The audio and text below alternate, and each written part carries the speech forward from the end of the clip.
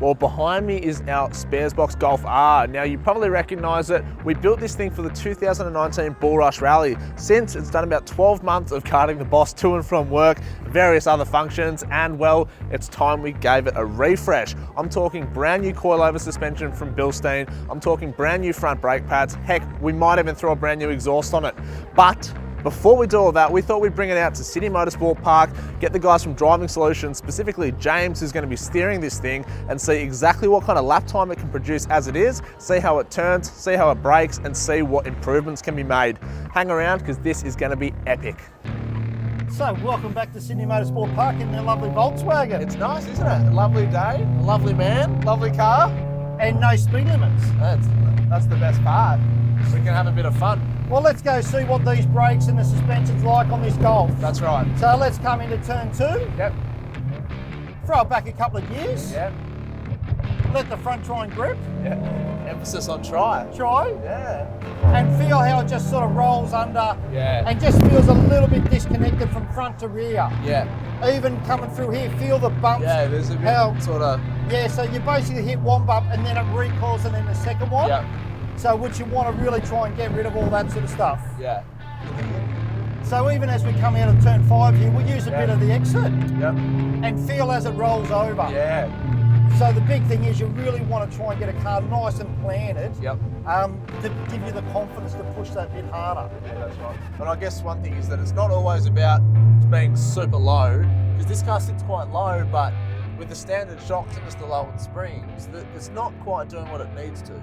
Well, it looks good. It does. And basically you win a beauty pageant, but coming down here, we're going downhill and then I go hard on the brakes and you haven't got enough travel to get that momentum to be able to ease off the brakes and then get the rear to steer into the corner. Yeah, for sure. So even though the looks are there, it's not really that practical at the moment and inducing you to give it a good go and some speed. Yeah, that's right. Yeah, it feels a little bit not vague, but it doesn't really inspire confidence to really come in tight and hook into the corners and be quite aggressive. Yeah. Especially under corners, if you're under brakes and trying to take a corner, you probably want something a bit more. Now this is one part I'm excited for, because we can have a go, and this is where you really want to have faith in your brakes, which I think one of the things that Leon's spoken about driving this car on Queensland Raceway and stuff is that the brakes lack a little. So I'm interested to see what you think coming in through here. Well, there's two things. It's realistically the suspension as you're turning from this point, like feel how it just rolls on turning. Yeah. So then you really don't get that compliance with the road. Yep. And then all of a sudden we follow out from a big speed, sort of high speed corner into one of the slowest corners here at Sydney Motorsport Park, and just feel how you're just trying to get the car stopped to then glide it up to come out. And even feel how when you do get back on the gas, how there's a little bit of understeer, and that will be fixed by a bit of suspension work as well. So you really try and work on the pitch of the car and getting that balance through. Yeah, that's right. Yeah, and I guess the brakes there, they didn't want to comply, did they? They were giving you a hard time. Yeah, I like how you have a bit of a stemmer there, but they really just don't give you confidence. And like doing 3 or 4 laps, you just start to get that longer and longer brake pedal, which will help with good pads, some good brake fluid, and high boiling point. A big combination to come out and enjoy your car at the track. Because you don't just do 1 lap of these days. No, that's right. You're doing 4 or 5 sessions. Each session might be 20 minutes long. Suddenly you're doing a whole lot of laps. The brake pads, they're cooked. Brake fluid's done. Boiled. It's useless. Even coming in here and feeling the brakes again. So coming down, you really end up using more gears to slow the car down. And then basically, you now put in the emphasis back on the gearbox to do the work. Where you really want those pads to really bite in and slow the car down. Yeah, and I guess the important part is a lot of brake pads probably do that for the first lap, but it's when you start doing 3, 4, 5 laps on a hot day like we have out here today, where like in that corner, you stop on the brakes and the car just keeps on going. But it's also, it's not the best brake pads on the market. You can get brake pads that are need a higher working temperature that won't do the job on a small car as well. So it's not just going a good brake pad. A race brake pad isn't really the best for a track day for what we're looking at. So it's trying to match the brake pad and the disc to the car that you're driving and the sort of driving you're doing. Because obviously you could get a really hard pad and then it's going to squeak all the way through Sydney. And then you come to a track and then it's going to start working. So you've really got to think about the longevity of what you're doing to get the most out of it. Find the balance, work out what you want the car to do, how you want it to drive, and then everything's easy after that. Everything's easy after that, Speaking of the winning faces, I think we've done an okay lap time. Well, how good is that? A fairly successful day here at Sydney Motorsport Park. This thing last time we had it on the track did have a few little problems, but none of those happened today, which was lovely. Now, I think the quickest lap time we got out of this thing today was about a 1:55, which, don't get me wrong, is fairly respectable for quite a heavy street car, but I reckon we can do better. So I reckon we get back to base, we throw all these new parts on it, we bring it back out here in a couple of days' time and see exactly how much quicker it can go and how much better it can drive. Well, we're back at Sparesbox HQ. The car did remarkably well at the track day, and now's our favourite part. We get to pull the Golf onto the hoist and take a look at the new bits and pieces that we're going to be installing. We'll grab Leon later to have a run through of exactly why he's chosen this suspension, and well, we'll head back out to Sydney Motorsport Park in a couple of days and see how much better the car performs. Well, the Golf's up on the hoist, and in front of me is all the bits and pieces that we're going to be playing with today. Starting off with, we've got the Circo by Winmax. Now, these are going to be a racing compound brake pad that we're going to be putting in the front of the Golf. We noticed at the track day that it was kind of under braked. They were getting hot. We actually melted through the wiring loom of one of the brake wear sensors, for goodness sake.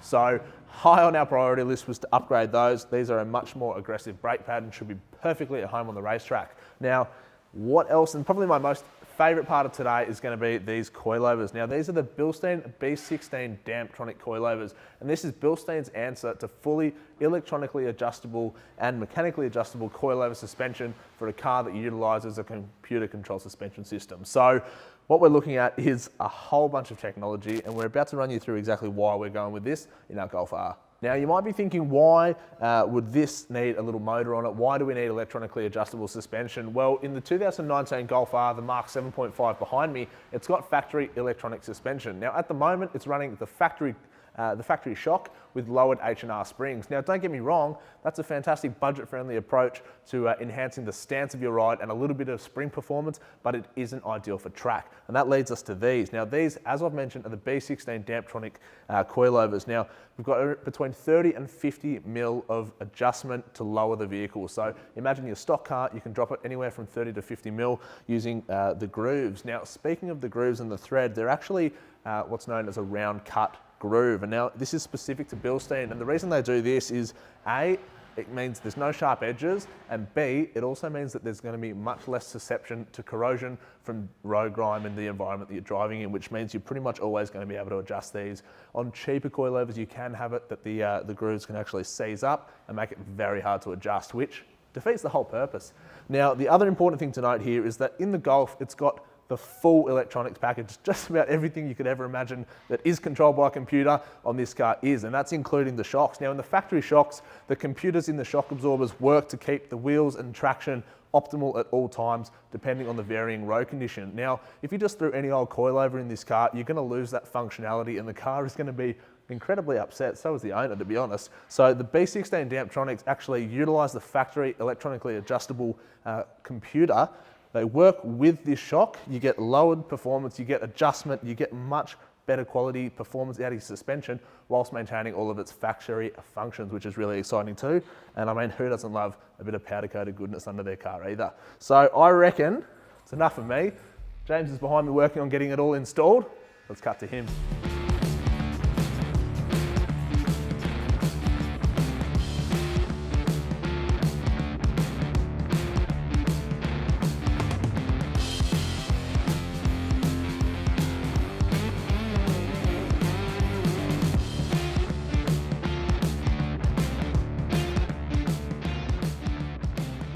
Now, we've got the all-new B16 Damptronic coilovers in the Golf, and it's already driving better straight out of the box. But of course, being all-new suspension, it needs an alignment. Now, who knows Bilstein Australia better than the team down the road at Heisman? So we're getting a full race spec alignment done, as well as corner weighting for Leon, the owner's weight. So it should drive absolutely amazingly, and I can't wait to see what these guys do and get it out on track tomorrow.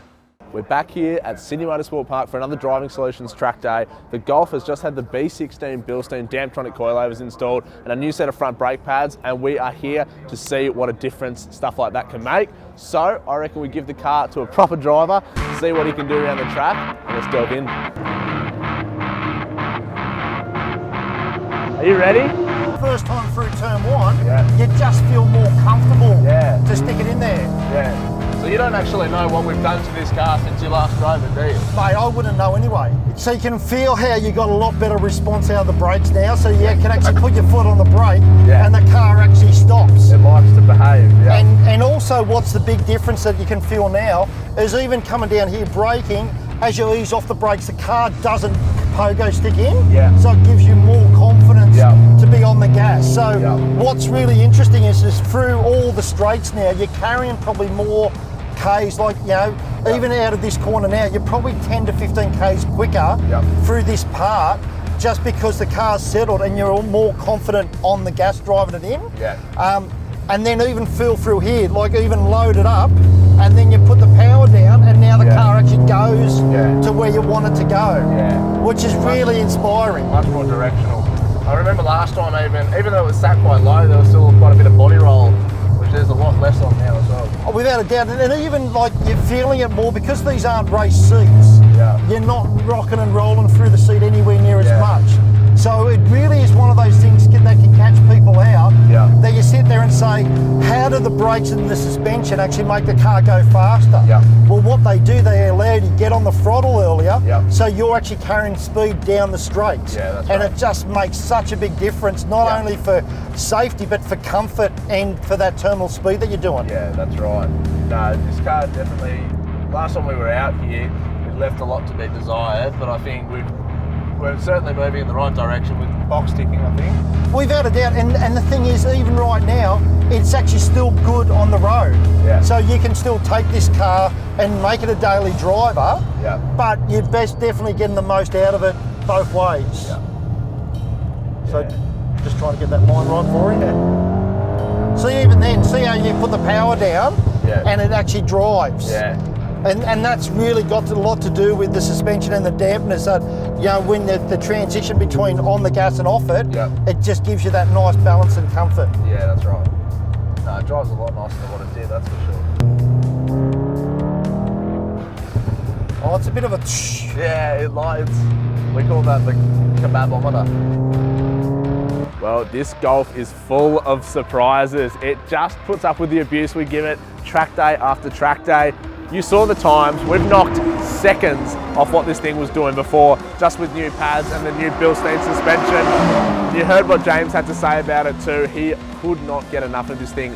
Handling, he's better, drives a whole lot nicer, and stops incredibly. Now, if you do want to find out anything more about the products we've put on this Golf in this episode, then head to sparesbox.com.au. Check us out on socials. As always, like, follow, subscribe, do all those good things. Until next time. Sorry, it's a wrap, people. Thank you. And don't forget, swipe down, swipe up, swipe to the left, swipe to the right. Any way you like, you'll get Sparesboxes online coming at you. He's lost the fight.